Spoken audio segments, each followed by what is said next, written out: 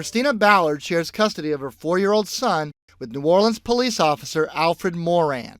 Never married, their breakup was contentious, and it has spilled over into family court. There was a dispute over custody? There was a dispute over custody. He filed paperwork saying that he wanted to be domicile parent. Custody fights can be emotional, complicated, sometimes downright nasty.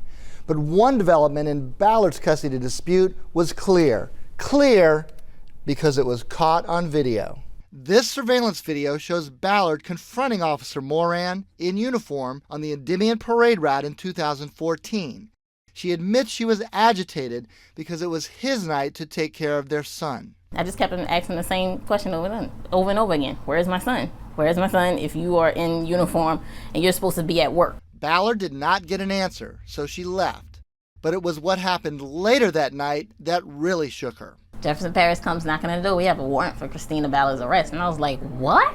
I'm in jail crying and like I didn't start crying until they actually closed the door on me because I was still in shock. Arrested at her home in Marrero, she was booked in New Orleans and charged in municipal court with domestic abuse battery. Then, this March, she was brought to trial. I never thought in a million years that they would want this to continue to go to a trial because we have video. You can clearly see I did not push him 3 times, and I thought that's pretty much what we are here for. The low point came when Judge Joseph Landry came back with the verdict. Guilty. He comes out and says, clearly this is domestic battery abuse. I said, what? Excuse me? Seriously? Is this? So I was completely shocked. So that was the basis for a simple battery conviction. Ridiculous. That's not battery. I can't believe. Ballard was fined and sentenced to probation. But equally surprising to Narquise Barak was that a simultaneous internal affairs complaint that Ballard made against Officer Moran went nowhere. Here's the public integrity officer fielding Ballard's complaint. Basically, your complaint is that you're saying that you feel Officer Moran actually filed a false police report. Barak, a Harvard-trained anthropologist and founder of the Custody Justice Project, has dealt with a number of women with horror stories about their NOPD exes. A lot of these women then go to the Integrity Bureau to file complaints, and those reports aren't followed through, so they don't have evidence to take to family court with them. One woman is Leslie St. Germain, who has filed several complaints against her husband, Lieutenant Terry St. Germain. None of them upheld. PIB gets involved, they take a report, he's let go, and nothing happens. It's about abuse of power. The power comes from being an NOPD officer. St. Germain did not want to show her face to protect her daughter, but she did want us to highlight her case, which includes a confrontation at the child's grade school in 2011 in which her ex-husband called police on her. I'm a police officer, but I've got an issue myself. And your name? Terry St. Germain. It's involving a 67. 67 is police code for theft.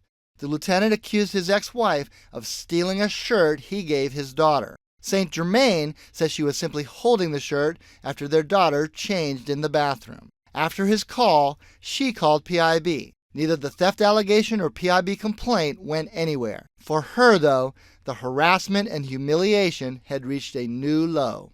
It's frustrating. I mean, sometimes you go and you cry at night so your child doesn't see you crying.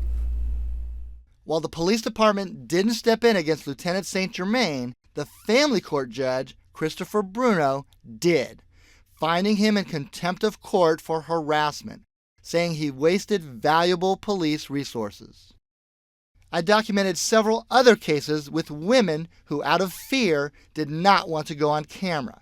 This woman, Dominique, was arrested by her ex and convicted of violating a stay-away order by sending him a text message, which she did. But when she said she called police to report him breaking into her apartment, the officers said they couldn't intervene.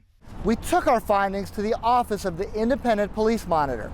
Investigator Ursula Price said she has worked with some of the women to press their complaints, but others have given up in frustration. After talking to you, I intend to review those investigations so that I can help the investigators do a better job in the future. It's a huge catch-22 for those women, right? I mean, the police are their only means of accessing the system that will protect them, right? And if they can't even get through the gate, they can't access any of those other things. Absolute abuse of power. Just feeling like, hey, I'm Superman, I can do what I want. I can make moves like this and can get away with it.